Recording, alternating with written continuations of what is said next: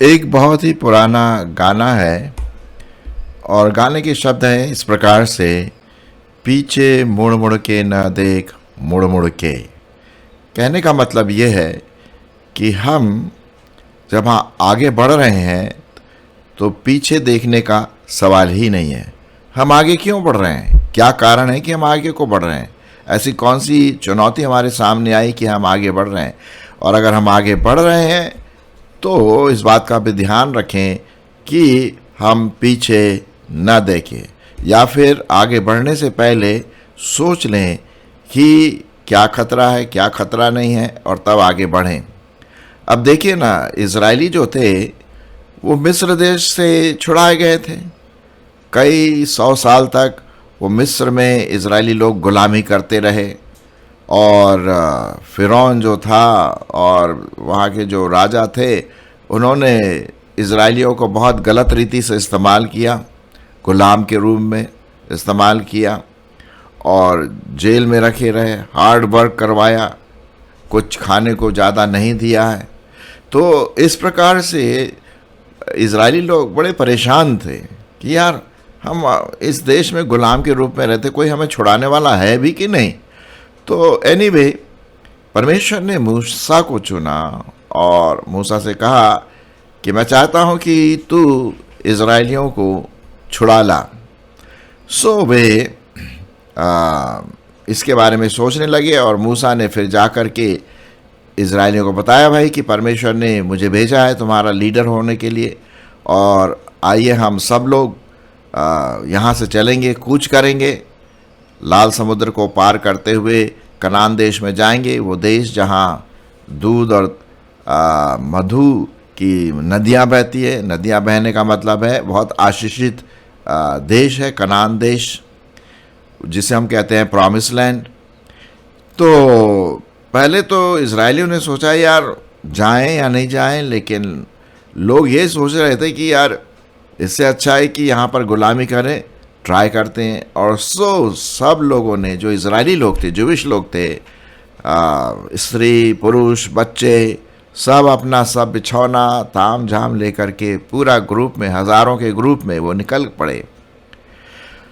और जब वे जा रहे थे रास्ते में, 40 वर्ष की जर्नी थी, आप जानते हैं, मुझे बताने की ज़रूरत नहीं है। और उन 40 वर्षों में कुछ उतार चढ़ाव उनके जीवन में आए। कभी आशीष आई तो कभी मुसीबत आए, कभी सांप काट रहे तो कभी बिच्छू काट रहे, कभी पानी नहीं मिल रहा तो ठीक से खाना नहीं मिल रहा, या कभी ढेर सारा पानी ऊपर से आ रहा, मतलब घर जैसा माहौल नहीं था।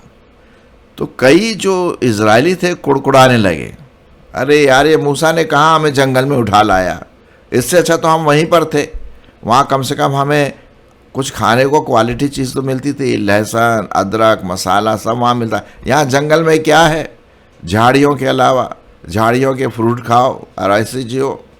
खैर परमेश्वर ने उनकी कई चीज़ों को पूर्ति किया, लेकिन फिर भी वो सेटिस्फाइड नहीं थे। वो पास्ट में रहना मांगते थे, भूतकाल में रहना मांगते थे, और इस वजह से वो कुड़कुड़ाने लगे। कई बार उन्होंने कुड़कुड़ाया, मूसा तूने हमें कहाँ उठा लाया। वो हारून से भी यही झगड़ा करते रहे, कहाँ तूने हम लोगों को जंगल में उठा लाया 40 साल तक। अब आप समझ लीजिए, नेचुरली एक स्वाभाविक है भाई, 40 साल तक आप जंगल में घूम रहे हैं और कुछ अता ना पता। तो ऐसे ही हाल उनके साथ था। उन्होंने पुराने जीवन को याद किया।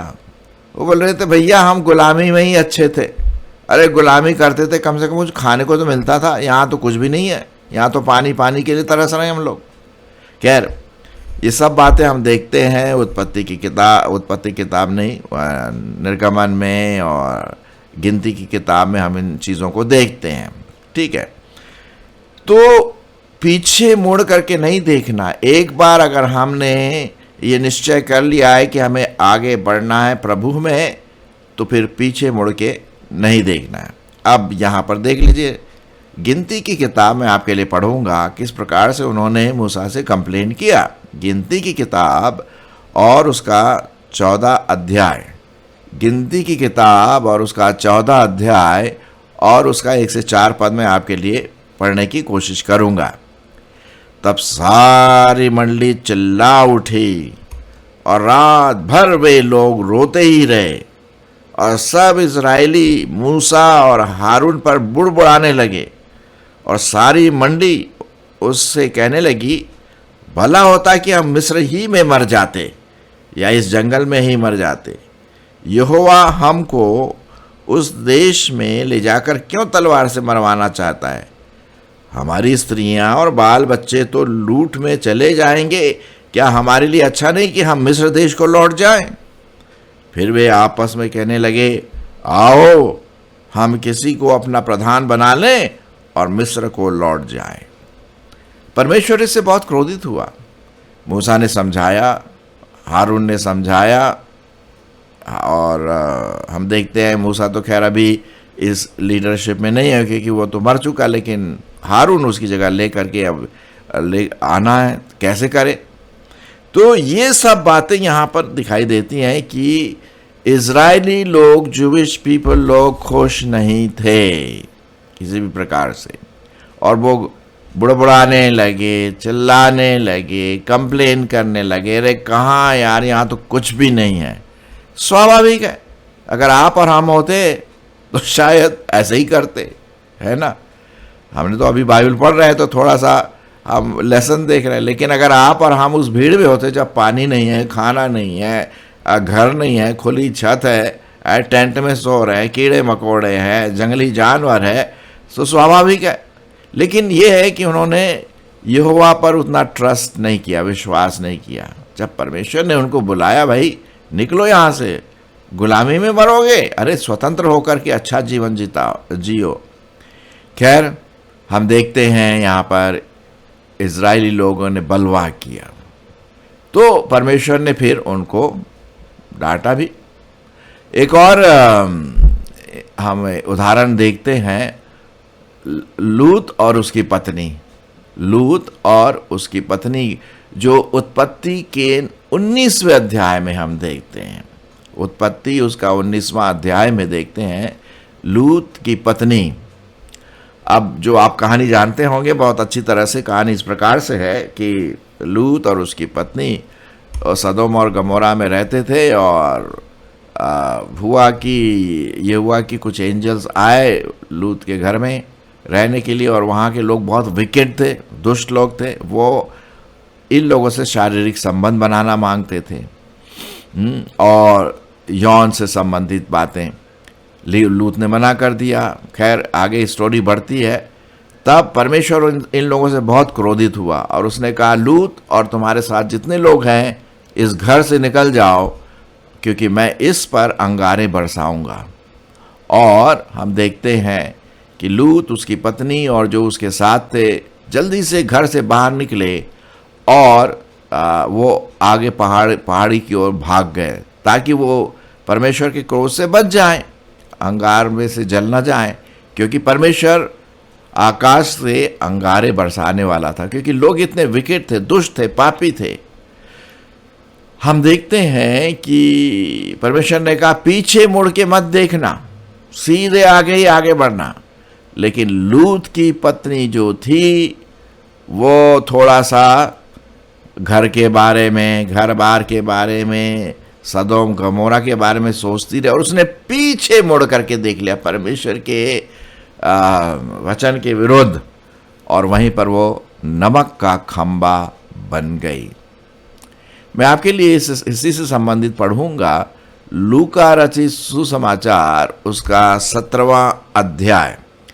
लूका उसका 17वां अध्याय और उसका 28 पद से देखिए क्या लिखा हुआ है।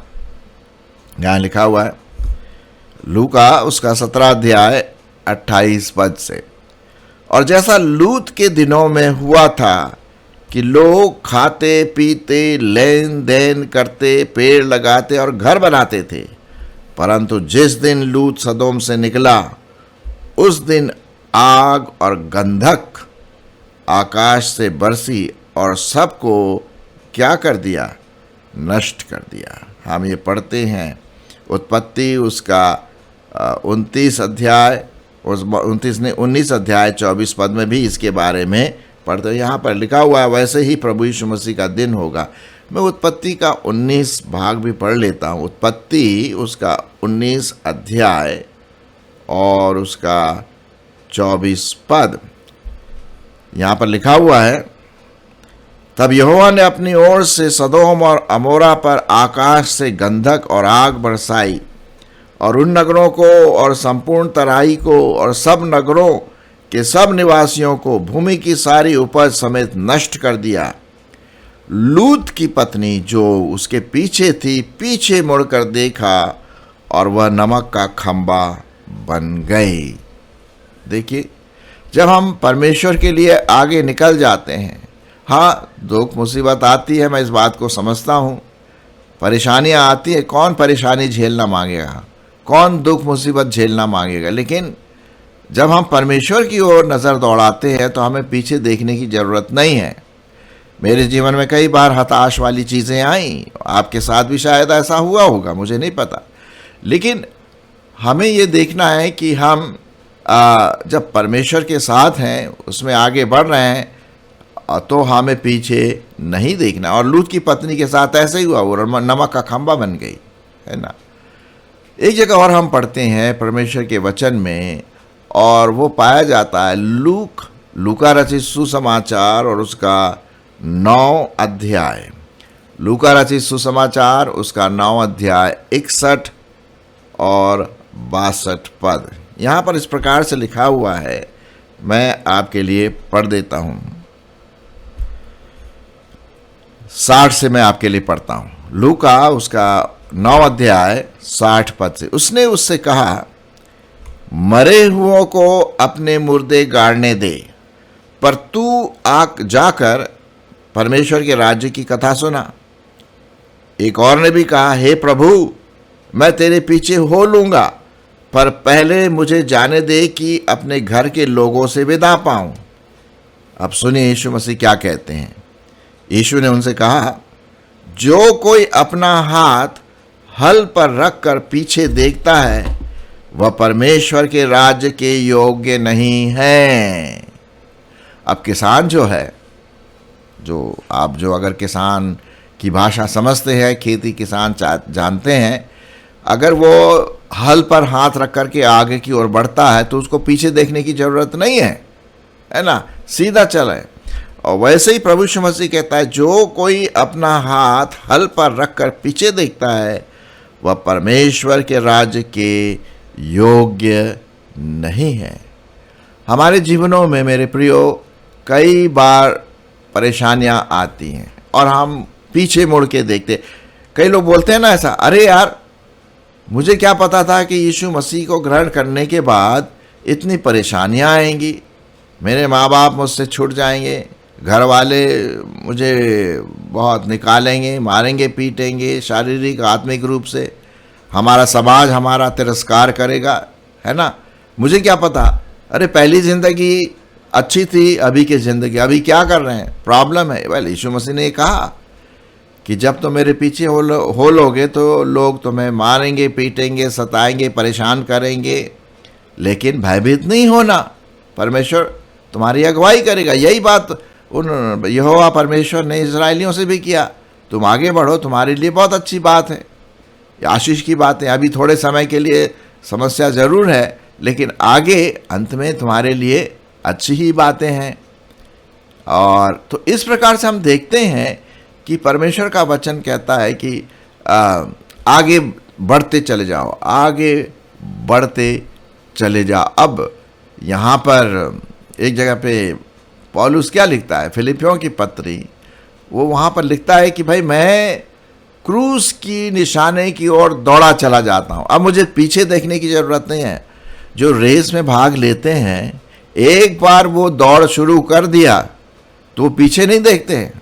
अगर पीछे देखेंगे तो गिर जाएंगे और रेस से बाहर हो जाएंगे। ठीक उसी प्रकार से आत्मिक रीति से हम भी रेस से बाहर हो जाएंगे, जो हमारी आत्मिक दौड़ है। तो चलिए मैं आपके लिए इसी से संबंधित एक पद और पढ़ देता हूँ। फिलिपियों की पत्री उसका 3 अध्याय 13 और 14। फिलिपियों की पत्री उसका 3 अध्याय 13 और 14। सुनिए यहाँ पौलुस क्या लिखता है। उसके सामने बहुत प्रॉब्लम थी, समस्या थी, बार बार उसको जेल में डाल देते थे, ताड़ना देते थे, यातना देते थे और लोगों की बातें भी सुनने पड़ती थी, क्योंकि ही वॉज ए लीडर, वो एक बड़ा भारी लीडर था।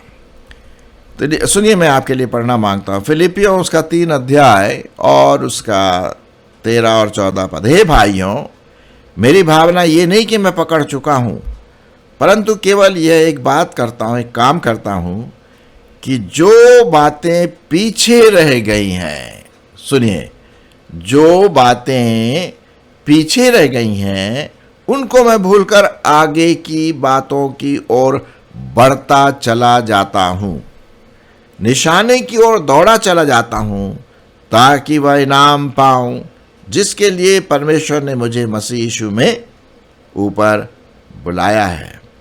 तो यहाँ पर लिखा हुआ है कि मैं पीछे की बातों को भूल करके, अच्छी बातें बुरी बातें जो भी हो, पीछे के बुरी सब बातों को भूल करके मेरा सिर्फ एक गोल है, एक निशाना है, परमेश्वर यहोवा की यीशु मसीह की आज्ञा को मान करके मैं आगे की ओर सीधा दौड़ा चला जाता हूँ। मैं आपके लिए और कुछ पद पढ़ना मांगता हूँ।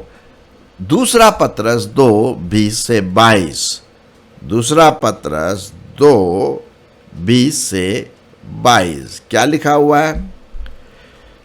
यहाँ पर एक जो यहाँ पर कॉन्टेक्स्ट है, संदर्भ है कि कुछ लोग क्या है, यीशु मसीह को पा करके, नया जन्म पा करके और फिर वो अपनी पुरानी बातों को याद करके बोला यार ये तो बड़ा मुश्किल है यीशु मसीह के पीछे चलना, मैं वापस अपनी पुरानी ज़िंदगी में चला जाता हूँ। अरे यार पुरानी ज़िंदगी ठीक थी, अब छोड़ो, मैं वापस अपने पुराने स्वभाव में चला जाता हूँ, पुराने विश्वास में चला जाता हूँ, मुझे क्या प्रॉब्लम, यहाँ तो बहुत मुश्किल हो रहा है। उसी के बारे में वचन क्या कहता है, सुनिए। और जब वे प्रभु और उद्धारकर्ता यीशु मसीह की पहचान के द्वारा संसार की नाना प्रकार की अशुद्धता से बच निकले और फिर उसमें फंसकर हार गए, समस्या आई, प्रॉब्लम आए, हार गए, हारे निकले हैं, तो उनकी पिछली दशा पहली दशा से भी क्या हो गई, बुरी हो गई, क्योंकि धार्मिकता के मार्ग का जानना ही उनके लिए इससे भला होता कि उसे जानकर उस पवित्र आज्ञा से फिर जाते जो उन्हें सौंपी गई थी। उन पर यह कहावत ठीक बैठती है कि कुत्ता अपनी छांट की ओर और नहलाई हुई सुवर्ण कीचड़ में लौटने के लिए फिर चली जाती है। बहुत दुख की बात है, बहुत दुख की बात है ना मेरे प्रिय। यहाँ पर हम देखते हैं कि हम मोड़ मोड़ के पीछे ना देखें यार, पिछला वाला जीवन थोड़ा और आनंद था, ये करते थे, वो करते थे, उल्टे मज़ा आता था। अरे यार ये यीशु मसीह के पीछे चलने में तो ये तो सब छूट गया। लेकिन आपको पता है ये आपके भले के लिए, आत्मिक जीवन में भले के लिए। एक बहुत अच्छा पद मैं आपके लिए छोड़ना मांगता हूँ, वो पाया जाता है फिलिपियों का 1 अध्याय और 1 पद। फिलिपियों का 1 अध्याय और उसका 6 पद, 1 पद नहीं, 1 अध्याय 6 पद। यहाँ पर इस प्रकार से लिखा है, फिलिपियों 1:6, मुझे इस बात का भरोसा है। किस बात का भरोसा है? कि जिसने तुम में अच्छा काम आरंभ किया है वही उसे यीशु मसीह के दिन तक पूरा करेगा। अब जो काम प्रभु यीशु मसीह में अनंत जीवन वाला, नया जीवन वाला, हृदय परिवर्तित जीवन वाला, उद्धार का जीवन वाला जो आरंभ किया है, वो यीशु मसीह के आने तक क्या हो जाएगा? पूरा हो जाएगा। आप पूर्ण हो जाएंगे, सिद्ध हो जाएंगे। तो हमें पीछे मुड़ के नहीं देखना है। हाँ ज़रूर है, नाना प्रकार की सताव, तकलीफ, मुसीबत हो सकता है, कई चीज़ें हैं, नकारात्मक चीज़ें मेरे जीवन में भी आती हैं, शायद आपके जीवन में भी आते हुए, लेकिन इजराइलियों के समान ना बने। वो पीछे मुड़ मुड़ के पुराने मिस्री जीवन को याद करते थे कि कितना अच्छा खाना मिलता था, मसाला था, लहसुन था, प्याज था, अदरक था। अरे साहब यहाँ क्या है, जंगल में सड़ रहे हैं, मतलब उन लोग ऐसा सोचते थे। लेकिन परमेश्वर का उनके लिए प्लान था, गुलामी से निकालना था। लूत की पत्नी का क्या हुआ? वो नमक का खंबा बन गई, पीछे मुड़ करके देखा। यीशु मसीह ने क्या कहा? जो अपना हाथ हल पर रखकर पीछे मुड़ के देखता है वो मेरे लायक नहीं है, मेरे योग्य नहीं है। एक बार मैंने मेरे पीछे होने का निश्चय किया है तो आगे बढ़ते जाए। और क्या लिखा हुआ? पतरस लिखता है कि मैं यहाँ पर उन बातों को जो भी मेरे सामने आए हैं वापस नहीं जाऊंगा, पुराने जीवन में नहीं जाऊंगा। पौलुस फिलिपियों को लिखता है कि मैं निशाने की ओर, आगे की ओर दौड़ता चला जाता हूं ताकि वो सिद्धता को प्राप्त करूं। प्रियो, आइए हम पीछे मुड़ के ना देखें, लेकिन आगे पवित्र आत्मा की संगति के साथ साथ परमेश्वर हमें नाना प्रकार की दुख, तकलीफ, मुसीबत, बीमारी से छुटकारा दे करके हमें सिद्ध परमेश्वर की ओर लेता चला जाएगा। परमेश्वर इसमें हमारी अगुवाई करे।